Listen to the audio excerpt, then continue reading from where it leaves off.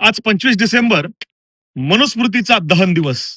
मी कधी कधी विचार करतो की डॉक्टर बाबासाहेब आंबेडकरांसारखा महापुरुष, जी व्यक्ती पुस्तकांवर अपार प्रेम करते, ती व्यक्ती एखादं पुस्तक जाळू कसू शकते?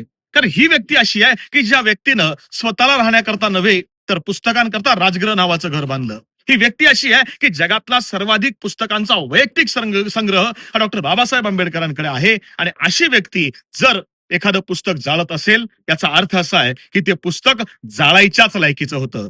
याचं कारण असं आहे की ही तीच मनुस्मृती आहे की ज्या मनुस्मृतीनं इथं वर्ण वर्चस्ववादी वर्चस्व प्रस्थापित केलं. हे तेच पुस्तक आहे त्यानं स्त्रियांना समान अधिकार नाकारले. हे तेच पुस्तक होतं त्यानं शूद्र अतिशूद्रांना जगण्याचे, खाण्यापिण्याचे, राहण्याचे अधिकार नाकारले. हे तेच पुस्तक आहे ज्या पुस्तकानं छत्रपती शिवाजी महाराजांचा राज्याभिषेक नाकारला. आणि म्हणून डॉक्टर बाबासाहेब आंबेडकरांनी 25 डिसेंबर 1927 रोजी महाड येथे या पुस्तकाचं जाहीर दहन केलं. आणि ते करून केवळ बाबासाहेब आंबेडकर थांबले नाहीत, तर बाबासाहेबांनी या पुस्तकाला पर्याय म्हणून या देशाला संविधान दिलं. पण मी कधी कधी विचार करतो की दुर्दैवानं या गोष्टी आजच्या तरुण पिढीपर्यंत पोहोचत नाहीत. याचं कारण असं आहे की पिढी वाचत नाहीत, ते फक्त व्हॉट्सअप युनिव्हर्सिटी मधले खोटे मेसेज वाचतात आणि फॉरवर्ड करतात. माझी विनंती आहे की या दोघांमधला फरक काय आहे, बाबासाहेबांनी हे पुस्तक का जाळलं होतं हे समजून घ्यायचं असेल तर एकदा मनुस्मृती वाचून बघा आणि संविधानही वाचून बघा. तुम्हाला फरक कळेल आणि या महापुरुषाचं महत्व सुद्धा कळेल.